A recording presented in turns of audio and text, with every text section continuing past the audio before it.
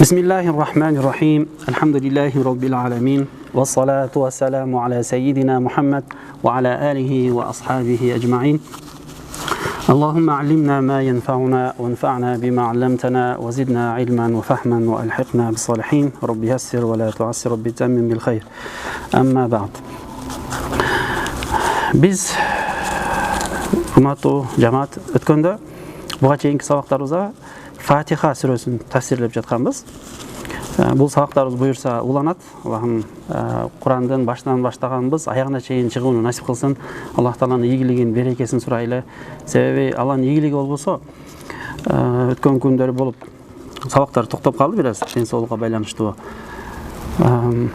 Же башка иштер менен, же ар нерсе менен чыга берет экен да. Ошондуктан Аллах Тааладан дайыма биз ийгилик, ошол бекемдик, истикомат сураш керек экенбиз. Ошол сыңарындай биз да ушул сабактарыбыздын аягына чейин улануусу, ар бир сабактан пайда алып, жашообуздагы чечилбей жаткан маселелерди Аллах Таала ушул сабактардын берекесин, ушул аяттардын берекесин чечүүнү жардам берсин. Фатиха сүрөсүнүн «Ийяка наъбуду ва ийяка настаин» деген 5-чи аятына келгенбиз. Анан ушул аяттын башындагы бир аз өткөн сабакта айтып бергенбиз. «Ийяка наъбуду» деген жерин. Бүгүн бир аз улайлы, анан кийинки аятын өтөбүз буюрса. Мунун жалпы маанисин баарыбызга белгилүү. «Ийяка наъбуду ва ийяка настаин». Мааниси биз сага гана ибадат кылабыз, сенден гана жардам сурайбыз деген маани. Баарыбыз билебиз сырткы жалпы маанисин. Дайым сабактарыбызда айтып келебиз, дайым кайталайм, себеби кайталоо дайыма момундарга пайдалуу, эстетүү момундарга пайдалуу дейт эмеспи. Ар бир аяттын, ар бир сүрөнүн ортосунда байланыштары бар. Ар бир сүрөнүн Фатиха сүрөсүнүн Бакара сүрөсүнүн ортосунда байланышы, Бакара сүрөсүнүн Али Имранның ортосунда байланышы, Фатиха сүрөсү менен Нас сүрөсү менен байланышы, же бир аят менен экинчи аят, үчүнчү аят менен ортолорунда өтө тыгыз байланыш бар. Куран деп айтылганда, Курандын бардыгына да Куран деп айтылат, Курандын бир аятына, сөзүнө дагы Куран деп айтыла берет. Бул Алланын сөз экендигин, Алладан келген экендигине чоң далилдердин бирөөсү болот. Мындай караганда 114 сүрө болгону менен ар бир сүрө бири-бирине өтө тыгыз байланып, бири-бирин толуктап, биринчи сүрөнүн ичиндеги нерселерди экинчи сүрөдө кенен кылып тафсирлеп ачыктап кеткени дагы бул. Анан 23 жылда түшүү жагынан Иқра деген Алак сүрөсү биринчи түшсө дагы, бирок аягы 23 жылда түшүп бүтсө, бирок тартиптелгенде ушундай бүгүнкү күнүбүздөгүдөй Фатиха, Бакара, Имран, Али Имран, Ниса болуп Наска чейин тартиптелүүсүндө дагы бул Алланын сөзү экендигине далилдердин бирөөсү. Ийяка наъбуду ва ийяка настаин. Караңыздар, бир аз кайталай кетели. Biz murunku sabaklarda Elhamdülillahi Rabbil Alemin деген аят менен, бул жерде Ар-Рахман, Ар-Рахим, Малики Яумиддин, Аллах Тааланын аламдын жаратуучу экендигин, Алланын бар экендигин, жалгыз экендигин далилдегенбиз ушул аяттардын негизинде. Ушул аят бизге ачык айтат. Андан кийин Аллах Тааланын Ар-Рахман, Ар-Рахим сыфаттары, Малики Яумиддин кыямат күнүнүн падышасы экендиги билгенден кийин, биз түшүнгөндөн кийин, ыйман келтиргенден кийин бул аятты эмне кылып атабыз? Ийяка наъбуду, сага гана сыйынабыз деп айтып жатабыз. Анткени бүтүндөй аламдын жаратуучусу жалгыз Алла болсо, бизге жакшылыгыбызга сооп торун ажыр соогун берген жалгыз Алла болсо, туура эмес иш кылса анын жазасын берген Алла болсо, ар бир ишке эсеп кысабын алган Алла болсо, бизди жараткан Алла болсо, рызкы берген Алла болсо, бүтүндөй барлыгыбызды жараткан, эртең ахиретибизди дагы оңдогон Алла болсо, андан башка сыйынууга, чындыгында ибадат кылууга эч ким жок экен. Муну лисанул хал болсо абалыбыз билдирет. Анан ушул жерде эмне кылабыз? Ийяка наъбуду дейбиз. Аргасыз, айтпаска арга жок. Себеби мурунку аяттарда түшүндүк, чын жүрөктөн ийяка наъбуду деп айтабыз. Бул мурунку аяттар менен ушул жердин уландысы, байланышы дейли. Ва ийяка настаин, сенден гана жардам сурайбыз деп. Эми Фатиха сүрөсүнүн фазилеттерин айтып келатканыбызда хадис кудисиге токтолгонбуз. Фатиха сүрөсү бул Алла менен экиге бөлүнгөн. Эгерде ким Элхамдулиллахи Rabbil Alemin деп айта турган болсо, Аллах Таала айтат хадис кудисиде. Хадис кудиси деген кандай? Хадис кудиси, урматтуу жамаат, сөзү пайгамбарыбыздан, мааниси Алладан болуп эсептелет. Ал эми Куран бул сөзү дагы, мааниси дагы Алладан болуп эсептелет. Хадис болсо, эми хадистин өзү бул сөзү дагы мааниси дагы пайгамбарыбыздан болот. Андыктан хадис кудсиде Аллах Тааладан келген вахини пайгамбарыбыз өзүнүн сөзү менен айткан нерсени хадис кудси деп айтат. Ошол хадис кудсиде эгерде пенде альхамдулиллахи роббил аламин десе, Аллах Таала эмне дейт экен? Хамадани абди, пендем мени хамд мага мактап айтты дейт экен.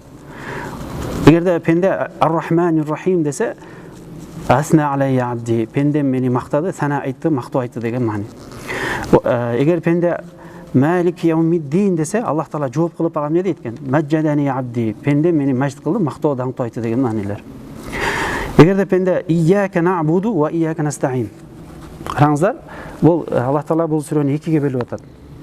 Эгерде пенде айтса, Аллах Таала дароо жообун айтып атат. Эгер пенде айтса, Аллах Таала жообун айтып атат. Эгер ушул аятта ияка на'буду ва ияка настаин деп айтканда Аллах Таала эмне дейт экен? Хаза бейни ва бейна абди, бул менин жана пендемдин ортосундагы бир сыр деп.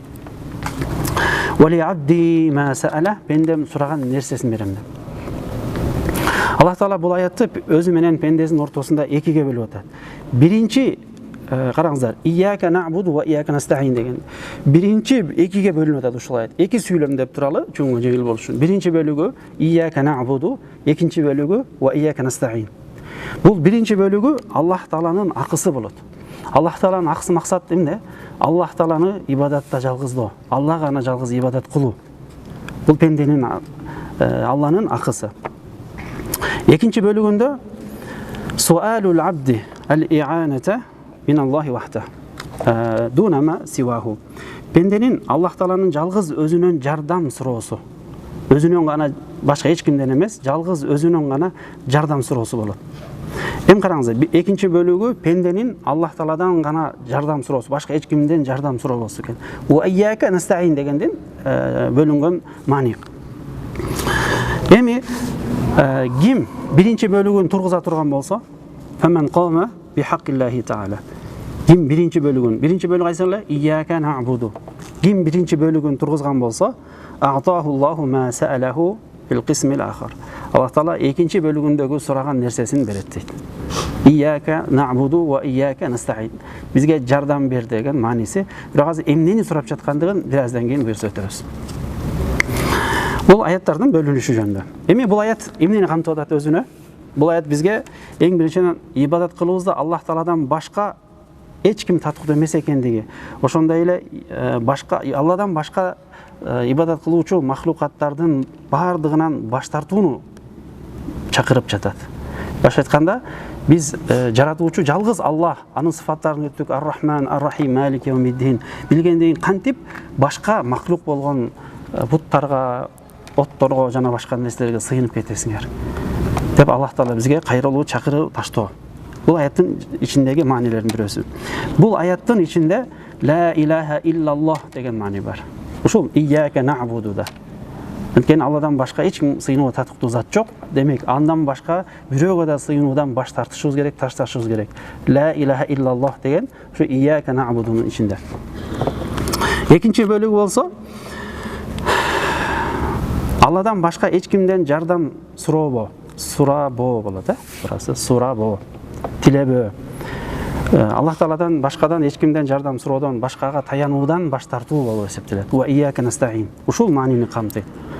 Бир нерсеге таянууда Аллахка гана таяныш керек экендигинде. Бул бизге эмнени үйрөтөт, урматтуу жамаат? Жардам берүүгө кудуреттүү жалгыз гана Аллах экендигин бизге ишеним жүрөгүбүзгө салат. Бизге бүт тарабыбыздан, бардык тараптан жардам берүүчү жалгыз гана Аллах гана кадир экендигине, кудуреттүү экендигине, инналлаха аля кулли шайин кадир, чындыгында Аллах Таала бардык нерсе кудуреттүү экендигин ушундай ишенимди жүрөгүбүзгө салат. Ияка на'буду ва ияка настаин. Ибадатта жалгыз гана Аллах Таалага берилүү, ага гана баш ийүү, моюн сунуу, андан башканын бардыгын четке кагууну билдирип атат. Ияка на'буду. Ошондой эле жүрөктүн Алла үчүн гана таза болуш керек экендигине. Ияка на'будудагы маанилер. Адамдын жүрөгү Алладан башка нерсенин байланып калбоосу керек экендигин билдирет. Ияка на'буду. Жүрөк Аллага гана байланыш керек, жүрөк Алла гана баш ийиш керек, Алла гана таза болуш керек. Эми Истиана мааниси ва ия экинчи маанисиндеги. Бул бизге эмнени үйрөтүп жатат, эмнени талап кылып атат? Аллага гана таваккал кылыш керек экендигин. Толук кандуу бүтүндөй барлыгыбызды Аллага гана таваккал кылуу, иштерибизди Аллага гана тапшыруу, ошондой Аллах Тааланын жардамын, Аллахтын ийгилигинен үмүт кылуубузду билдирет. Кайсы нерседе болбосун. Ибн Касир рахимахуллах өзүнүн тафсиринде Ад-дину яржи'у куллуху иля хазайн ал-ма'наяйн. Дин бардыгы ушул эки нерсеге кайтат дейт. Бардыгы эки нерсеге кайтат. Кээ-бир уламалар эмне дейт? Ал-Фатихату сиррул Кур'ан. Фатиха сүрөсү Кур'андын сыры болот. Ва сирруха алеми Фатиха сүрөсүнүн сыры болсо, бул ушул аят дейт. Ияка нa'буду ва ияка настаин. Кээ-бир уламалар Аллах Таала тарабынан пайгамбарларга түшүрүлгөн китептердин бардыгынын мааниси 3 китептин ичинде камтылган. Кайсыл? Торат, Забур, Инжил китептеринде. Ушул 3 китептин мааниси кайсыл нерседе? Куранда. Курандын бүтүндөй мааниси каякта? Фатиха сүрөсүнүн маңызы сыры кайсында деди? Ушул ияка нa'буду ва ияка настаин.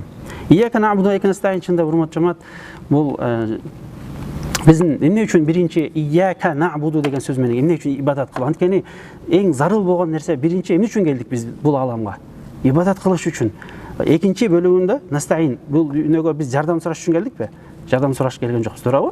Бул дүйнөдө биз эң биринчи жардам суроо бар, ооба. Эң биринчи эмне? Ияка нa'буду. Бул жерде бир айта кетчү нерсе, эмнеге айтып атам бул сөздү? Эмне үчүн ияка настаину, анан ва ияка нa'буду эмес, тескеринен эмес, мындай келгенин айтып атам. Биринчи ибадат маанилүү, андан кийин жардам суроо. Караңыздар, биздин барлыгыбыз жашообуз өзү бул дүйнөгө келишибиз, жаралышыбыз эмне? Ибадат кылышыбыз. Ва ма халактул джинна вал инса илля ли'абудун. Мен жиндер менен инсандарды мага гана ибадат кылыш үчүн жараттым деген аяттагы ошол нa'буду деген сөздү түшүндүрүп берет, бизге ачыктап берет. Андыктан караңыздар, Курандын кайсыл жерин карабагыла, кайсы жерин ачпагыла, бардык маанилерди Фатиха сүрөсүндө табасыздар. Фатиха сүрөсү ошол себептен маанилердин бирөөсү кайсыл эле? Ачуучу деген. Эмнени ачуучу? Ичиндеги маанилерин ачып берет. Ким Фатиха сүрөсүн түшүнгөн болсо, бүтүндөй маанилерди түшүнүп алат деген сөз. Андыктан Фатиха сүрөсүн тафсирлеш, Фатиха сүрөсүн түшүндүрүп бериш, түшүнүп алыш өтө оор. Сөзмө-сөз мындай жалпы маани бергени менен ичиндеги бул деңиздердин бардыгы сыяга айланып, Фатиха сүрөсүн ошо деңиздер кайра 7 жолу көбөйүп сыяга айланып жатса да маани түгөнбөйт. Караңыздар, урматтуу жамаат, демек биринчи бул ияка нa'буду бардык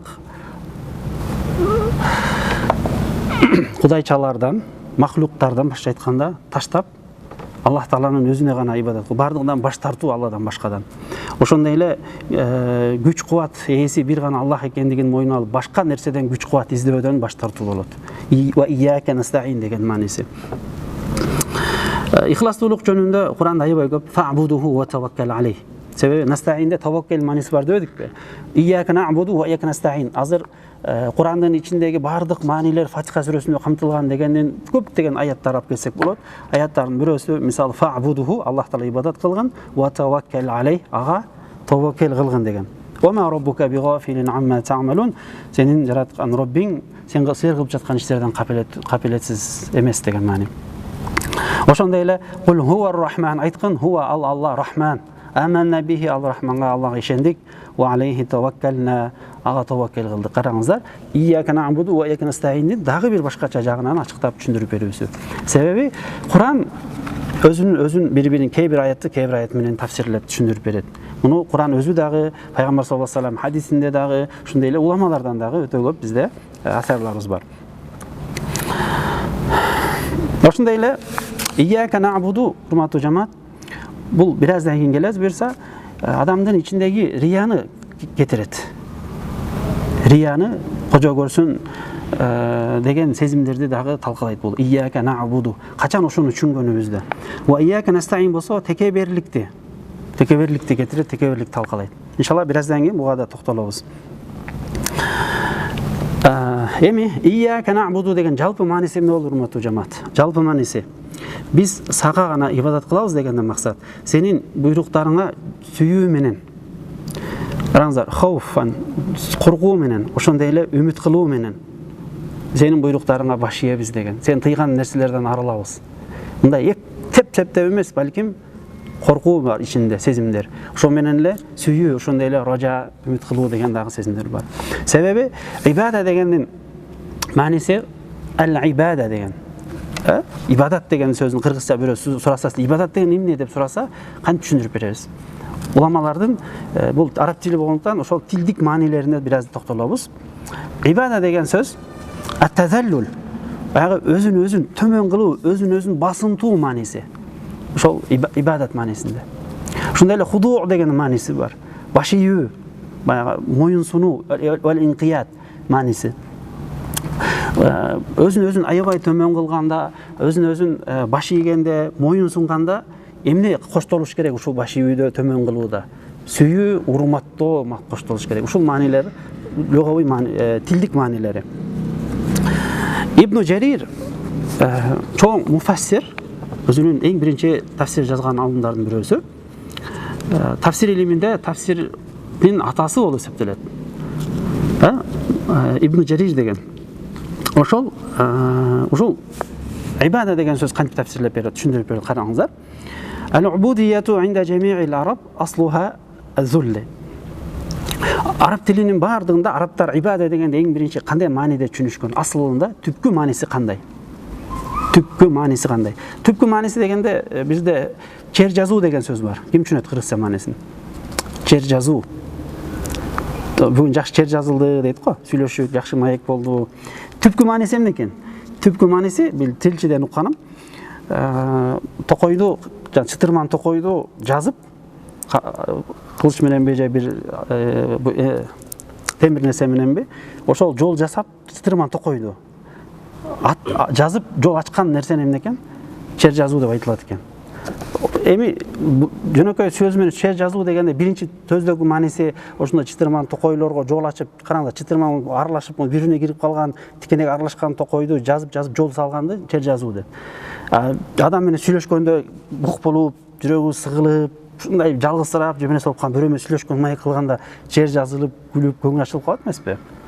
Эми ошол сыяктуу ибаданын түпкү маанисин айтайын деп атам, болгон биякта бир аз салыштыруу менен. Арабтар эң биринчи зулла деген мааниси тусамма ат-тарика ал-мудаллала аллази qad wati'athu al-aqdam, кадамдар аябай көп басып, тапталып, басылып калган жерге муаббат деп айтылган экен. Тапталып, тебеленип, басылып калган жерге кадамдар аябай көп басылып, тапталып, тебеленип, басылып калган жерге муаббат деген. Ошо ибада сөзүнүн түпкү маанисин. Байкап ибада деген бир мааниси айтпадык, өтө төмөн болуу деген мааниси. Ошол эле мааниде Абу Мансур Азхари деген тилчилердин бирөөсү дейт, караңыздар. Ат-таату ма'ал худу, Аллах таала баш ийгенде ошол өзүн аябай төмөн кылып баш ийүү деген мааниси. Ва юқалу тарикун муаббат, жанагындай тапталган жолду дагы тарикун муаббат деп. Ошо ибадат сөздүн маанилери. Иза кана музаллалан би касратил ват'i, аябай көп басылгандыктан, аябай төмөн болуп басылып калган жерде эмне дейт экен? Ошол муаббат деген маанини берген экен. Ибадат деген сөз, урматтуу жамаат, бул рукундары бар. Рукун дегенди эмне түшүнөбүз? Рукун. Мисалы, могул камеранын астында канча рукун турат? 3 рукун турат. Могул партанын астында канча? 2 мындай. Мисалы, мунуку 1. Могул ичинде мечиттин канча рукун турат? Тумбалары. Тиректеричи. Ушул мечитти кармап турган, мисалы, минбардын же устатык азан айткан жердин. Караңыздар, ошондой эле ибадаттын рукундары бар экен, урматтуу жамаат. Кайсылар рукундары? Гаятул хуб, сүйүүнүн жеткен чеги. Жөнөкөйдө сүйүү эмес экен. Жеткен чеги ибадаттын бир рукуну экен. Сүйүү даражалары бар. Кичине эле жакшы көрүү, андан барып отуруп, аны үчүн мажнун болуп калат. Лейла, билесиздер, мажнун Лейла деген. Акылынан кетип калганда мажнун дейт эмеспи?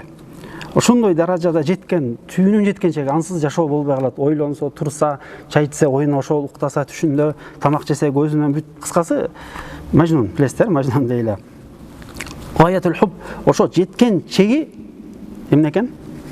Андан да өткөн жеткен чеги ошол ибадаттын бир рукуну экен, бир рукуну. Экинчиси гаяту зул. Жанагы өзүн төмөн алуунун өтө адам өзүн төмөн алуусу бул эмне экен? Ибадаттын бир рукуну экен. Экинчи түркүн өттүк. Хуб, зул. Үчүнчүсү болсо хауф экен. Гаятул хауф. Коркуунун жеткен чеги эмне? Аябай адам жеткен чеги коркуунун болду. Андан ары коркуу жок. Ошондо жеткен чеги рукуну, ибадаттын бир рукуну. Төртүнчүсү болсо гаятур ража. Эмнеде болот экен ибадаттын рукуну? Фи гаятир ража. Үмүттүн жеткен чеги эмне болот? Үмүттүн жеткен чеги кайсыл даражага чейин жетет үмүт? Ушул ар бир 4 нерсе рукун айттык. Гаятул хуб, гаяту зул, андан кийин гаятул хауф, гаятур ража.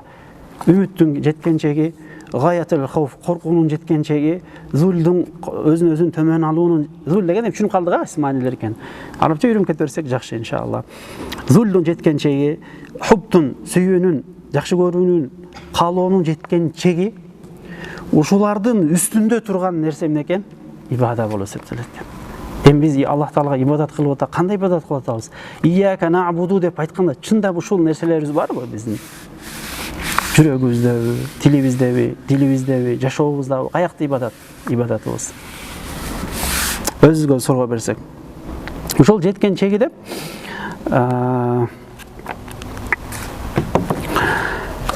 Рагиб Асфахани деген рахимахулла Муфрадат аль-Фазил Кур'ан деген Кур'андын ичиндеги арабча сөздөрдү арабча түшүндүрүп берген китеп бар. Ошондой сөздүктөрдүн эң жакшысы болуп эсептелет. Эң жакшыларынын бирөөсү дейли. Ошол алым Рагиб Асфахани Кур'ан ичиндеги мындай кээ бир сөздөрдү ачыктап берген да. Ушул азыр китебинде мен айткан нерсени айтат. Мен айткан нерсе эмес, мен ошонун сөзүн силерге айтып берип атам болгону. Ал-убудияту изхару тазаллул деп караңыздар. Убудия деген сөз ибадат кылуу деген бул ошо тазаллулдун өзүн төмөн алуунун жеткен чеги. Тазаллул изхар кылуу, ачык кылып көргөзүү дейт. Ибадатта биз өзүбүздү төмөн кылып текеберленбестен кантип отурабыз? Биздин намазыбыз дагы негизинде ушу киндиктен астында коюлганыбыз эмнени билдирет? Тазаллулду билдирет. Киндиктен астында койгонубуз тазаллулду. Алланын астында сынып төмөн алып атканыбызды билдирет. Намазыбыз өзү бул ибадат да. Вал ибадату аблагу мин хадит. Мына ушул сөз. Тазаллулду билдирүү болсо, ал ибада болсо, ошол тазаллулдан дагы жеткен чегинен ар жагы дейт.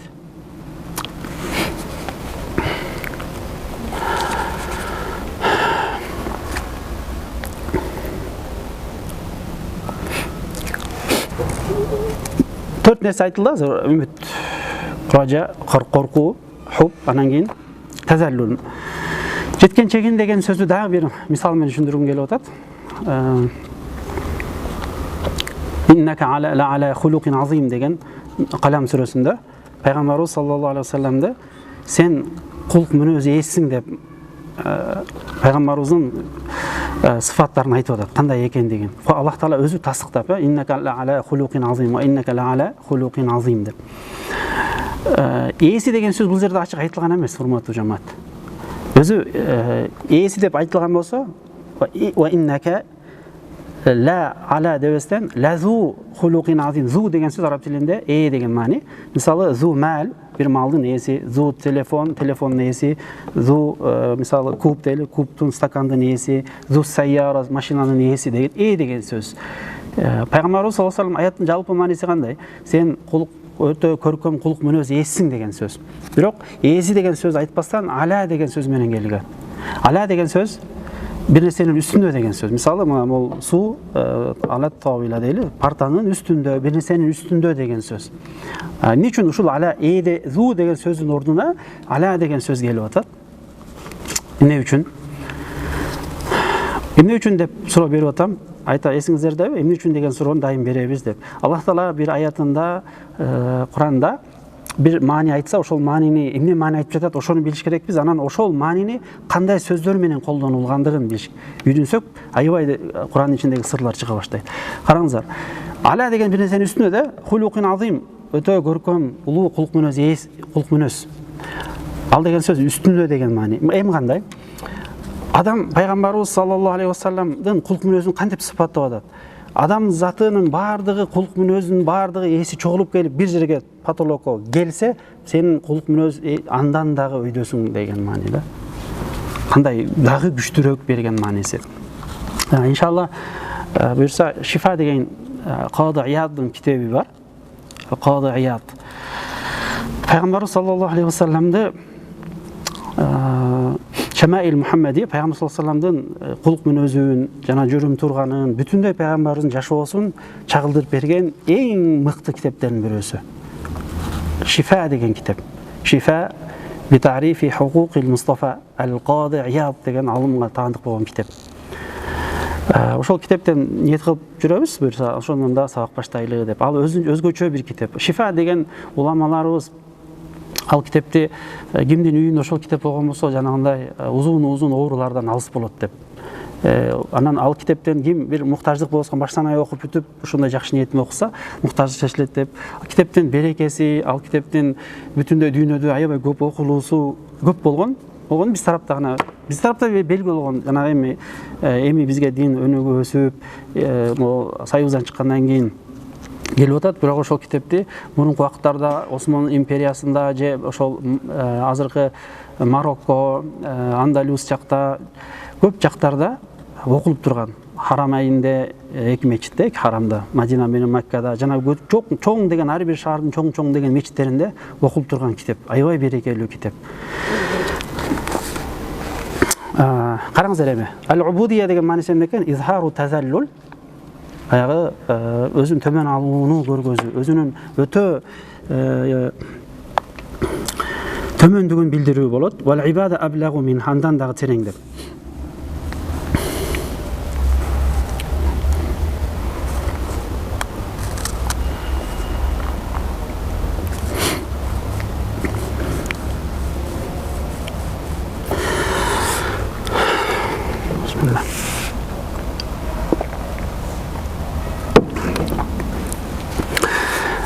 Урматтуу жамаат, ибадат жөнүндө мааниси кетип атабыз. Демек, ибадаттын рукундарын билип алгандан кийин, ибадат бир эле эмнеде болот ибадат? Ибадат жүрөктө дагы болот, унутпайлы. Жүрөк менен дагы ибадат бар. Тил менен дагы вал жаварих, мүчөлөр, дене мүчө менен дагы ибадат бар. Ошондой эле ибадат кылууда жалгыз гана Аллахка гана ибадат кылыш экендигин бир канча аяттарда айтылды. Кул инни умирту ан а'буда Аллаха мухлисан лаху-д-дин. Айткын мен Аллах Таалага чын ихлас менен, чын ниеттен ибадат кылууга буйрулдум деген аят, жана башка аяттар.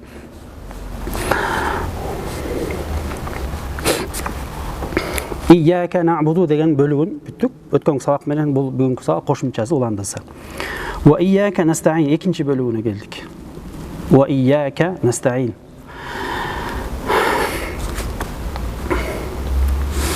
Караңыздар, эмне маани билдирет? Настаинука вахдак деген. Жалгыз өзүңдөн жардам сурайбыз. Эмнеде жардам сурап атабыз, урматтуу жамаат? Эмнеде жардам сурап атабыз? Сага болгон ибадатыбызда чын ихластан кылууга жардам бер деген мааниси ичинде. Не мааниси экен? Сага болгон ибадатыбызда чын ихластан ибадат кылуубузга жардам бер деген. Эмне үчүн ибадат кылыш мүмкүнбүз, балким кээде чын ихластуу болбой калышы мүмкүн. Же болбосо негиз эле ибадат кыла албай калышы мүмкүнбүз. Анткени ибадат кылуубузга жардам бер. Ошол ибадатыбыз чын ихластан болсун. Ошолдой иштин ишке ашырылуусуна жардам бер деген маани. Фа инна ла нақдиру аля залика. Биз чындап Аллах Тааланын тауфиги, ийгилиги бизди колдоосу болбосо, андай ибадат кылууга мүмкүнчүлүгүбүз болбой калат, кыла албай да калабыз. Birinchi ma'nosi hurmatli jamoat. Ikkinchi ma'nosi va nasta'inuka wahdak ala jami'i umurina. Бүтүндөй дүйнө иштерибизге да, бүтүндөй барлык иштерибизге дагы жардам бер деген сөз. Эгерде чындап Аллах Таала бизге жардам бербей турган болсо, лам нақдир ala jalbi naf'i li anfusina wala ошондой эле биз өзүбүздүн нафсибизге өзүбүз пайда алып келе албай калабыз. Маанисин бүттүк. Биз биринчи Аллах Таала сенден гана саган ибадат кылабыз дедик. Ошол ва ияка настаин сенден гана жардам сурайбыз. Эмнеге? Ибадат кылууга дедик. Караңыздар, урматтуу жамаат, бул жерде истиана бар, анан мустаану бихи бар. Рукун дейли, ошол истиана деген сөздүн рукундары. Истиана деген сөз пенденин кыймыл аракети, истиана деп айтылат. Настаин дегенде пенде жардам сурап аткандыкты билдирип атат. Жардам берүүчү ким? Аллах. Аны мустаану алейхи, мустаану бихи дейт. Аллах Таала. Эми мустаану алейхи деген бар. Биз эмнеде жардам сурап атабыз? Айтылган жок. Айтылган жок. Мисалы, бирөөгө мага жардам бер десем, сурашы мүмкүн, эмнеге жардам берейин деп, эмнеге жардам берейин деп. Туурабы? Мен мисалы мага жардам берип койчу десем, ал жардам бериш үчүн мындай конкреттүү нерсе керек. Конкреттүү нерсени айтыш керекпиз.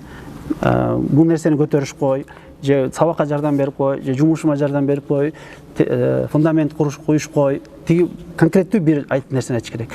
Ва ияка настаин жардам сурайбыз дегенде эмне нерсени айтылган жок. Эмне нерсе экендигин айтылган жок. Көрдүңүздөрбү?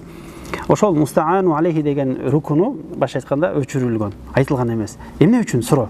Ошол себептен уламалар бул нерседе көптөгөн сөздү тафсирлерди айтышкан. Эң негизги нерсеси эки нерсеге такалат. Биринчиси Аллах Таалага гана ибадат кылууга жардам суроо.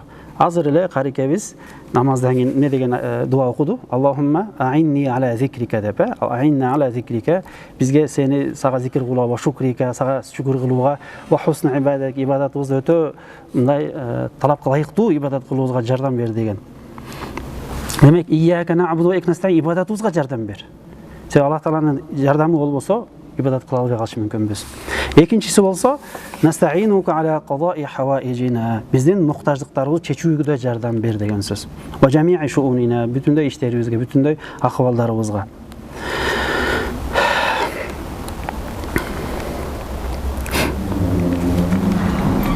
Ушул сөздү Ибн Аббас Дахак риваят кылат. Ва ияка настаин дегенди ala ta'atika, Ibn Abbas radhiyallahu anhuma bilesiz, Peygamber sallallahu aleyhi ve sellem'den atasının ağasının babası Ibn Abbas. Ala ta'atika, sağa ibadat kılууга bizge jardam ber. Ve ala umurina kulliha, jana bul dünya işlerimizge dagı jardam ber degen mani. Bunu İmam Tabari özünün tefsirinde aytat. Demek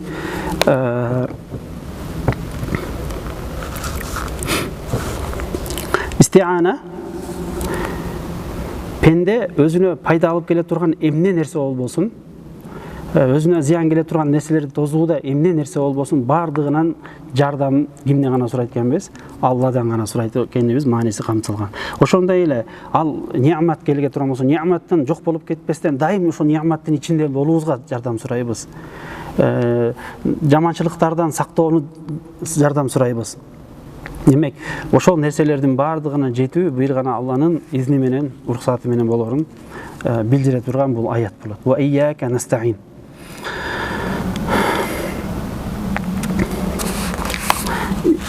Урматтуу жамаат, караңыздар эми. Истиана, жана айтып өттүм, Куранда Аллах Таала bir mani aytkanбыз, ошону кандай маани менен айтты? Истиананын жардам деген мааниси бар. Араб тилинде жардамды билдире турган, жардам деген сөздү билдире турган синонимдер бар дейли. Мисалы, насыр деген сөз жардам, мадат деген сөз жардам, ошондой эле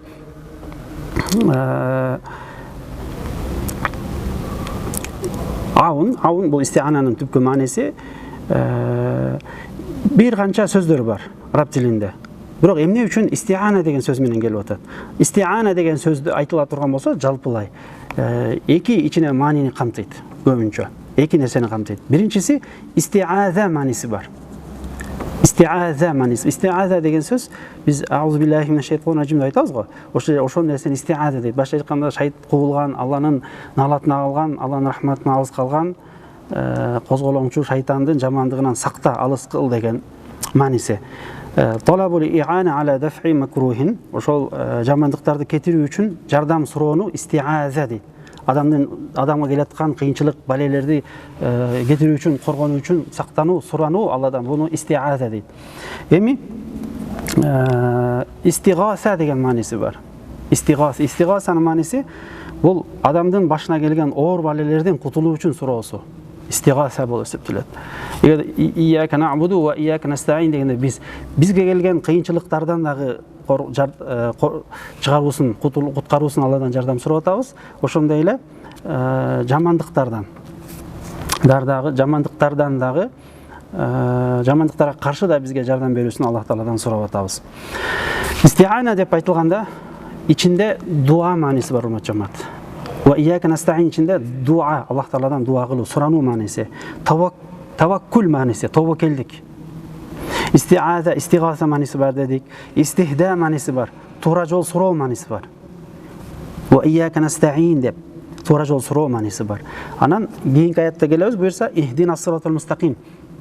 Бизди мустаким жолуңа, туура жолуңа бекем кыл деген маани. Анткени биз ушул аяттар менен туура жолду таптык, билдик, ошол жолдо бекем кыл деп кийинки аятта түшүндүрөбүз иншалла. Эмне үчүн, урматтуу жамаат, бул жерде настаин деген сөз келип атат? Эмне үчүн айтып атабыз? Күнүгө айтабыз. Эмне үчүн намаздарыбызда күндө айтабыз? Анткени пенде кайсыл амал кылбасын, адам кайсы сөз сүйлөбөсүн, эмне кылбасын, турбасын, деги эле жашоосун да эмне нерсе кылбасын, натыйжасы эки эле нерсе эмне? Пайда, анан дагы зыяндан сактануу. Пайда алып келип өзүнө, жакындарына, үй бүлөсүнө, тегерегине, анан өзү ошондой эле тескериси зыяндардан сактануу. Адамдын кылган нерсеси, баардык жашоосу ошол эмне үчүн иш кыласыз, мисалы сиз? Үй салайын, бала багайын, үйлөнөйүн, балалуу болоюн, тиге жардам берейин, мынтейин, эмне иш кылбайлы, эмне сөз сүйлөбөйлү, каякта эмне кылбайлы, өзүгө пайда же зыяндан сактануу болот.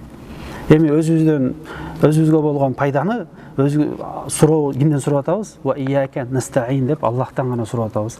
Ва ияка настаин деп өзүгө келген зыяндардан, өзүгө келген, үй бүлөбүзгө келген, жакындарыбызга келген, коомчулугубузга келген, мамлекетибизге келген зыяндардан дагы Аллах Тааладан сактоосун сурап жатабыз. Ва ияка настаин деген маанисинде.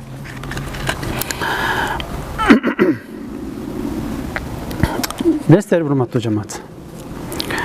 Пенде бүтүндөй абалында Аллах Таалага муктаж. Я юханнас антумул фуқарау илаллах. Эй адамдар, Фатир сүрөсүндө. Силер Аллах Таалага муктажсыңар дейт. Валлаху хуал ганиюл хамид. Аллах Таала болсо ал гани, бай, эч кимге муктаж эмес, хамид ээси. Вал абду харисун хаммам. Пенде урматтуу жамаат. Яжиду фи қалбихи кулла вақтин матлуба минал матлубат. Пенде ишенесиздерби? Өзүңүздөр байкайсыздар, өзүңүздөр суроо берип көргүлө, ички жүрөгүңүзгө салып ойлонуп көргүлө. Эч качан бир нерсеге муктаж болуп калбайт. Сөзсүз түрүндө жүрөгүндө бир нерсени каалап турат, дайыма. Хаммам бир нерсенин кыжалатчылык, дайым бир нерсеге жетсе экен, бир нерсеге жетсе дагы экинчи нерсе башталат, ага жетсе үчүнчү нерсе башталат, жетпей калат. Кыскасы, дайым жүрөгү бир нерсени каалап турат. Ушинтип жаратылган пенде. Ишке ашыруу үчүн бул нерсе кимдин колунда? Аллаху Таала хувал мустаан, аллази биядихи тахқиқун наф'i ва даф'i дарар. Зыяндарды да алып келе турган, зыяндарды кетире турган, пайда да бере турган, пайда алып келе турган, пенденин жашоо максатын ишке ашыра турган, каалаган максатын ишке ашыра турган кимдин колунда? Аллах Тааланын колунда, урматтуу жамаат. Демек, пенде жашоосунда кандай пайда болсун, же кандай зыяндан кутулсун, баардыгы Аллах Тааланын изни менен, уруксаты менен болот. Бул жашоодо биз кандай себеп кылбайлы? Себептер көпчүлүк балким маанавий жактан өз алдынча бир натыйжа бере албайт. Хакыйкый жактан деле эгерде Аллах Таалага Аллах Таала ошол нерсеге ийгилигин берген болбосо, ал бул нерседе бир эле мусулмандарга эле эмес, ким аракет кылса берекет, ким иштесе иштейт деген. Именно деген кыргызча кандай болот? Дал ушул маселеде урматтуу жамаат, биз эмне кылып атабыз билесиздерби? Мындай шалакалык, кемчилик кылып атабыз. Анткени биз мындай сыяктуубуз да, мага жардам бер, алма быш, озма түш деген бир сезимде кирип алдык. Аллах Таала гана берет, Аллах Таала гана, Аллах Таалада мындай асмандан эле акча түшүп калып, асмандан эле байлык түшүп кала турган, жашоо жөнүнөн өзүнөн өзү эле болуп кете турган сезимдер менен жашай беребиз. Чындыгында андай эмес. Ияка набуду ва ияка настаин мааниси биринчиден Аллах Таалага ибадат кылабыз, Аллахтан жардам сурайбыз, анан себептерин аткарабыз. Себептерин аткарганда дагы жөн эле себептерин өзү менен аткарбайбыз. Ошол себептерди дагы ийгиликтүү, балким сооптуу, мөмөлүү, пайдалуу болуш үчүн Аллах Тааладан жардам сурайбыз. Фаман абсара хада хакыйкатан аслама калбаху лилlah. Ким чындап ушул нерсени таанып билип түшүнгөн турган болсо, жүрөгүн Аллах Таалага берген, тапшырган болсо, бардык нерсе Аллах Тааланын буйругу менен, каалоосу менен гана боло турганын биле турган болсо, бул дүйнөдөгү жана ахиреттеги жакшылыкты суроосу, жакшылыкка жетүүсү бардыгы Аллах Тааланын изни менен, каалоосу менен, рухсаты менен боло турган болсо, ушул сезимдер жүрөгүнө кире турган болсо, чындап кире турган болсо ушул сезимдер, анда жүрөгүнө ومن كان على يقين بهذه الحقيقة ушул хакыйкат бардык нерсе Алладан гана болот экен жүрөгүбүзгө кире турган болсо, ушул якин анда камат фи калбихи анва'u min al-ubudi, анда жүрөгүнө ошол ибадаттардын түрлөрү жүрөгүнө жайгашат, отурат. Кандай? Махабба. Демек бүт нерседен колунда Алла болгон болсо, Аллах гана сүйүүбүз, Аллах гана үмүт кылуубуз, Аллах Тааладан гана коркуубуз. Ошондой эле ибадатта рагып фил ибада, жалаң кызыгуубуз ибадаттарды, жалкоолук кылбообуз, чалакалык, кемчиликтүү кылбообуз, ва таваккул кылуубуз, бардыгы ушул сыяктуу махабба. Эми урматтуу жамаат, Аллахка болгон сүйүү өзүнчө бир тема, түшүнөсүздөрбү? Өзүнчө түгөнбөгөн бир тема. Аллах Таалага үмүт кылуу, ражау билла, Аллах Таалага үмүт кылуу темасы бул өзүнчө бир сүйлөнө турган тема. Аллахтан коркуу темасы өзүнчө бир тема. Ибадатка бекем болуу, ибадатка кызыгуу өзүнчө бир тема. Ва мисалы зыяндуу нерселерден, коркунуч нерселерден сактануу бул өзүнчө бир тема. Тобакелдик өзүнчө тема. Ва исламул калби лаху, Аллах Таала жүрөгүбүздү тапшыруу, жүрөгүбүздү берүү, бул дагы өзүнчө бир тема. Ва сикату бихи, Аллах Таалага бекем ишенүү, тургузуу өзүнчө бир тема. Ва ихсан ва ихсани донни бихи, Аллах Таала жөнүндө жакшы ойдо болуу дагы бир өзүнчө тема, урматтуу жамаат. Мына ошол эгерде бүт нерсе Аллахтан гана болот экендиги жүрөгүбүзгө сезим кирсе, ушундай ибадат, жүрөк ибадаттарынын түрлөрү жүрөгүбүзгө бекем орношот дейт. Ким мына ошол жогоруда айтылган жүрөк ибадаттары жүрөгүнө орногон болсо, Аллах Таала эмне кылып эмне болот? Урматтуу жамаат, жүрөгүнө чындап жан дүйнөсүнө тынчтык, сакина ва таманина, жүрөгүнө бейпилдик келип баштайт. Вал басира, терең түшүнүк, көзү ачылат деген сөз. Ошондой эле жашоосу дагы мындай бир кандай десем, негативдүү көз караш менен эмес, а балким мындай позитивдүү көз караш менен карай баштайт жашоосун. Эч бир психолог дейбизби? Психологго же башкага муктаж болбойт. Ушул аятты терең мааниле кире турган болсо. Эми тахкикул истиана. Истиананы кантип, ушул аятка кантип амал кылабыз да? Кантип ишке ашырабыз? Истиана дегенди кантип ишке ашырабыз? Биринчиси, урматтуу жамаат, жүрөгүбүздү толук кандуу Аллага тапшыруу. Чындап Аллах Тааладан жардам суроо. Бардык ишибизди Аллахка тапшыруу болот. Жогоруда айтылгандай, пайда дагы, зыян дагы Аллахтан экендигине иман келтирүү. Анткени ла яхфа алейхи шейун, Аллах Таала эч нерсе жашыруун эмес, эч бир нерсе аны алсыз кыла албайт Аллах Тааланы. Экинчиси, Аллах Таала көргөзүп берген, пайгамбар саллаллаху алейхи вассалам түшүндүрүп берген, биздин шариятыбыз көргөзүп берген себептерди аткаруу, амал кылуу, себептерине көңүл буруу. Биздин эң чоң көйгөйүбүз мусулмандардын ушундай абалга келип калган маселе ушул болуп жатат, урматтуу жамаат. Анткени ушул аятка амал кылбай атабыз. Биз бир аз мурун айткандай дөң эле дуа кылып, Алладан сенден гана жардам сурайбыз деп гана токтоп калдык болду. Балким ибадатка жардам сурап, балким ибадатыбыз да начар болуп жатат. Ибадатта дагы бекем эмеспиз, шалакалык бар, кемчилик бар, толтура нерселерибиз бар. Бул дүйнөдүн себептерин колдонгонду такыр унутуп калдык. Пайгамбарыбыз саллаллаху алейхи ва саллям өзүнүн куттуу хадисинде ушул ияка набуду ва ияка настаин дегенди түшүндүрүп берет, ачыктап берет. Караңыздар, башка бир хадисинде имам Муслим риваят кылат, Аби Хурайрадан риваят хадис. Ихрис аля ма янфаука. Сага пайда берүүчү нерселерге аракет кылгын деген. Фи умури дуньяка, бул дуньяка, фи диника ва дуньяк. Хадиске түшүндүрмө. Сага дүйнөдө дагы, дүйнө иштериңе дагы, дүйнө дин, ахирет иштериңе дагы пайда алып келе турган нерселерге аракет кылгын. Вастаин билла ай утлуб аунаху ли тахқиқи ма янфаук. Сага алып келе турган нерсенин, сага пайда бере турган нерселерин ишке ашырылышы үчүн Аллах Тааладан сурагын деген. Вала таъжаз, алсыздык кылба. Анткени ли аннал ажза, алсыздык деген мааниси эмне, урматтуу жамаат? Мүмкүнчүлүк болуп, колуңда болуп туруп ошол себептерди таштап салуу бул алсыздык болуп эсептелет. Эми кимде ким кылууга мүмкүнчүлүк бар, себептери турат. Себептерин кылбастан, колубузда келген мүмкүнчүлүктү колдонбостон таштап кое турган болсок, анда биз ушул истиана деген аятка толук кандуу амал кылган болуп эсептелбейбиз. Ияка набуду ва ияка настаин. Амал кылган болуп эсептелбейт экен биз. Ким оман хаккакал истиана, ким чындап истиананы ошол себептерин бүт аткарса, андан кийин Аллах Тааладан жардам сураса, анан аганахуллах, Аллах Таала жардам берет ага. Аллаху ла юхлифу ва'да, чындыгында Аллах Таала инна Аллаха ла юхлифул ми'ад, уадасына эч качан каршы чыкпайт. Биз эмне кылдык, урматтуу жамаат?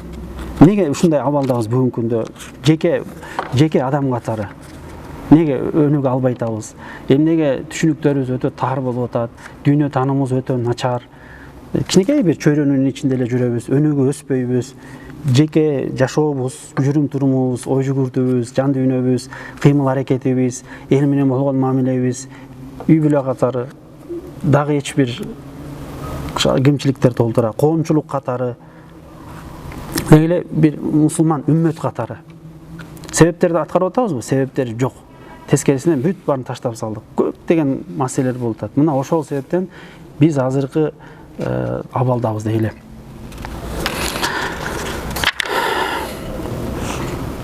Пайгамбарыбыз саллаллаху алейхи ва саллям билесиздер, намаз убактынан тышкары бир убакта кирсе, Абу Умама деген сахабаны көрүп калат дагы. Фасалаху я Аба Умама. Ошол сахабадан сурайт. Ма юджлисука. Неге сен отурасың биякта деп. Намаздан тышкаркы убакта эмне сен биякта отурасың деп. Эмне деп жооп берди? Факала дуюн ва хумум. Жашоонун көйгөйлөрү, сарсана, кыйынчылыктар, карыздар деп айтат. Фаалламаху Расулуллах, Пайгамбар саллаллаху алейхи ва саллям ушул дуаны үйрөтөт. Аллахумма инни аузу бика минал хамми вал хузн. Ошол жанагы жүрөгүздө өйгөн сарсана, кыйынчылыктардан сенден сактанам. Вал хузн, капа болгон нерселерден. Ва аузу бика минал ажзи вал касал. Алсыздыктан жана жалкоолуктан мен сактооңду сурайм дейт. Караңыздар, урматтуу жамаат. Алсыздык, жалкоолук бул чындап Аллах Тааладан күнүгө сактана турган, Аллах Тааладан күнүгө сурай турган, ушундай алсыздык менен жалкоолуктан сактоосун Аллах Тааладан сурай турган дуа, күнүгө айта турган нерсе. Бул эң чоң жашообуздун ушундай абалга келип калганыбыздын себеби, бир себеби дагы ушул.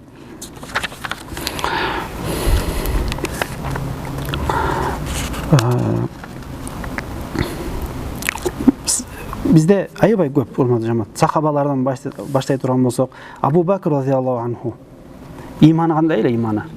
Иманы үммөттүн иманын бир таразага койсо, Абу Бакрдын иманы экинчи таразага койсун деп болот эле.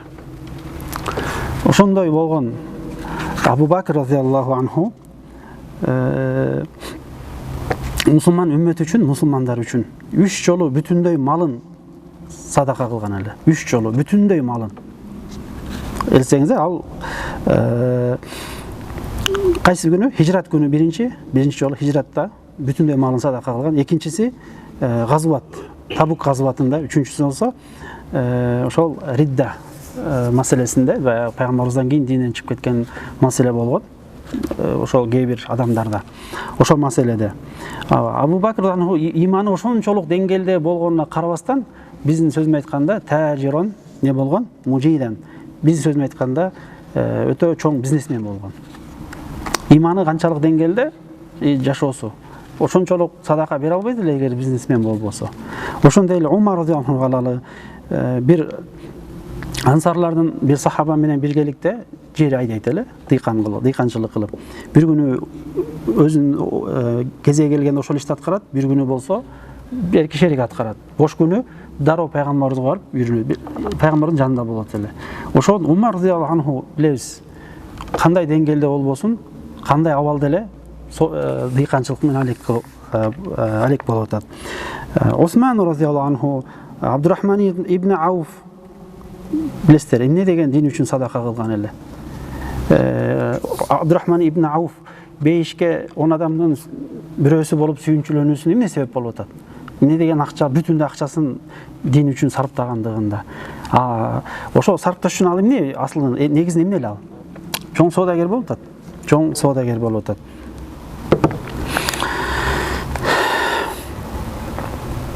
Умар радиаллаху анхунун сөзүнө көңүл бурабыз. Мен өлүм келсе, эки абалдын бирөөсүнүн болуусун гана каалайм дейт. Эки абалдын бирөөсүндө гана болуусун каалайм, эгер мага өлүм келген болсо. Биринчиси Алла жолунда жүрүүсү, экинчиси болсо рызкы издеп, жашоомду рызкы издеп, иштеп жүрүүм абалымда өлсөм дейт да. Биз тилекке каршы ияка набуду бар бизде. Алдагы шалакалык менен ва ияка настаин амал кылып атабыз, кылбай элебиз. Кама хакку толук кандуу талапка ылайыктуу кылып атабызбы тилекке каршы? Ар бир өзүбүздөн сурасак болот экен, урматтуу жамаат. Пайгамбар саллаллаху алейхи ва салламдын хадистери, пайгамбар саллаллаху алейхи ва саллам караңыздар, бир адам менен учурашып калат. Учурашып калып эмне деп айтат? Хадихи ядун юхиббуху Аллах деп. Мына ушул кол Аллах таала жакшы көргөн кол деп. Неге? Анын учурашканда анын колу катуу иштеген кол болот. Мына ушул колду Аллах таала жакшы көрөт деп. Канча деген бул дүйнөнүн иштерин дагы аткарууга аяттар, хадистер бар, бирок тилекке каршы биз толук кандуу кыла албай атабыз да ушунун баардыгын. Көпчүлүгүбүз Алла берет деген, алма ошосуна түш деген түшүнүккө кирип калат. Жок, ва ияка настаин мааниси себептерин аткарабыз, ана Алладан жардам сурайбыз. Ошо менен ушул ва ияка настаин деген аятка амал кылган болобуз. Канча мүнөтүбүз калды шуктанга? 20 мүнөтүбүз калдыбы?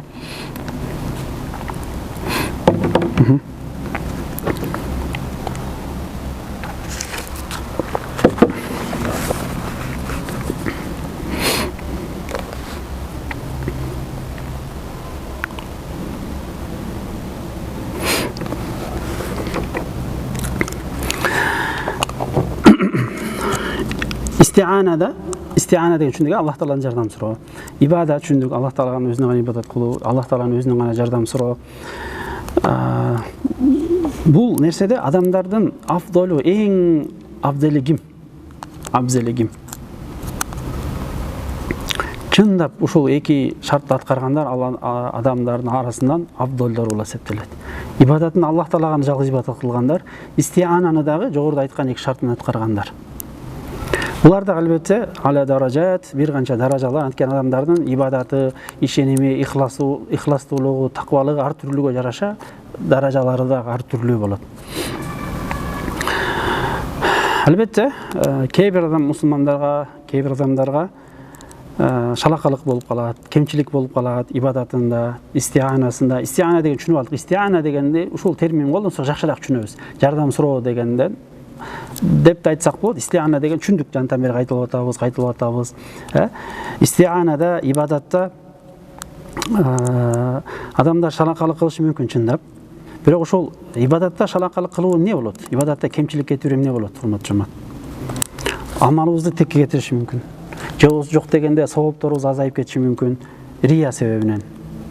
Мисалы, ошондой эле амалыбыз текке кетип калышы мүмкүн. Эмне себептен? Ибадат, жакшылык, ахиреттик амалдар менен бул дүйнөнү не коет? Талап кылуу. Бул дүйнө кандай? Эптеп диндин аты менен акча табуу. Мисалы көбүп кетти, ар бир нерсеге халал деп жазып коюп, аракка да бир жерге халал деп жазып коюп, бир жерге билесиздерби? Сот тармакта жүрдү эле го. Халал десе иче калчудай болупчу. Эптеп ошондой. Эми бул жахилдик болуп калышы, билбестик болушу мүмкүн, атайын кылышы болушу мүмкүн. Негизи бул бир эле мисал. Кээде өзүбүз билбеген тараптан мен мындаймын деп динибизди айта калып, кылган ибадатты айта калып, балким амалыбызды текке кетирген болуп калышы мүмкүнбүз. Тилекке каршы өң түсүбүз мусулман көрүнүп, бирок кылган ишибиз тескеринен болуп калышы мүмкүн. Мына ошол ибадатта шалакалык. Я айюхаллазина аману лима тaqулuna ма ла тафалун. Аллах Таала Саф сүрөсүндө эй иман келтиргендер, эмне үчүн силер кылбаган нерсени айтасыңар дейт. Өзүңөр кылбастан айтасыңар. Биз өң түсүбүз тилекке каршы бүгүнкү күндө кандай азыр мусулмандарды кандай каралоо, мусулмандардан бизде дагы кемчилик аябай көп. Чындап ибадатыбызда шалака, жүрүм турумубуз жок дегенде балким кээ бирөөлөр ибадат кылышы мүмкүн, ооба Алла үчүн кылышы мүмкүн, бирок жакшылап талапка ылайык кылышпайт. Мына ошол себеп, эмне себептен ихласы алсыз, иманы алсыздап кеткен, жана башка. Эми экинчиси ибадатта шалакалык. Истианада шалакалык эмнеге алып келет бизде? Истианада шалакалык эмнеге алып келет? Бул дагы чындап өтө афаттарга, кыйынчылыктарга алып келет. Алсыздык. Биринчиден. Алсыздык десе тура албай калуу эмес. Урматтуу жамаат, жакшылап көрүп турсаңар, үммөттүн алсыздыгы. Бүтүн үммөтүбүздүн алсыздыгы, ар бир биздин коомубуздун, кыргыз сатаныбыздын алсыздыгы, мисалы, же болбосо үй бүлөнүн алсыздыгы, жеке адам катары алсыздык, бүтүндөй алсыздык бардыгы. Баарыбызга Аллах Таала күч кубат берсин, күчтүүлүк берсин, элибизге, жерибизге, мамлекетибиз, мекенибизге. Жалкоолук, ошондой эле кайраттуулук жок болсо эмне болот?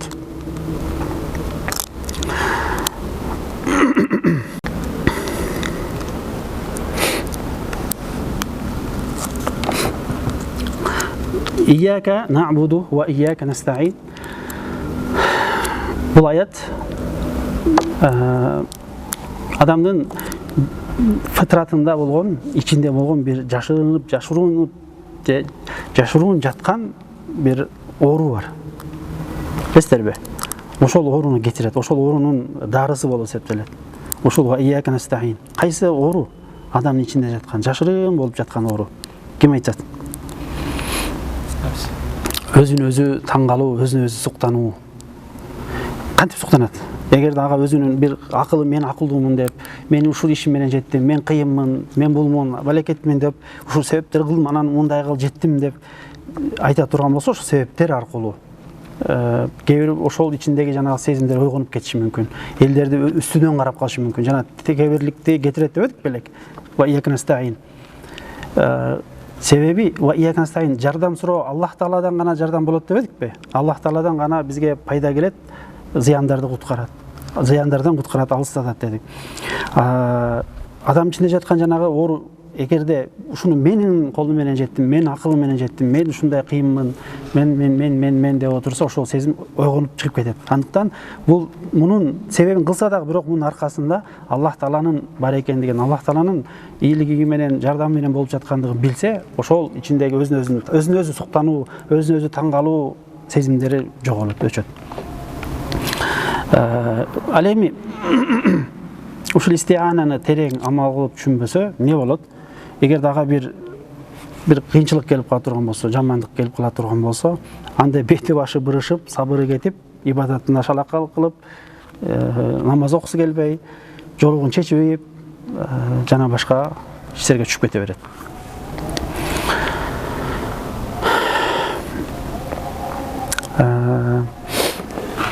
Ушул жерден сабагыбыз урматтуу жамаат токтотуп туралы. Эмки сабагыбызда истиананын түрлөрү бар, урматтуу жамаат. эң көп түрлөр бар, эң жакшы кайсы түрү, ошондон баштап анан балким аятыбызды улайбыз буюрса. Аллах Таала ушул айтылган сөздөрдү амал кылуу насип кылган болсун, өзүнүн ийгилигин берсин, берекесин берсин, жаман сөз, жаман көздөрдөн алыс кылсын. Алхамдулиллахи Rabbil alamin. Sallallahu aleyhi ve sellem Muhammed ve ala alihi ve ashabihi ecma'in. Rahmetike ya Erhamer Rahimin.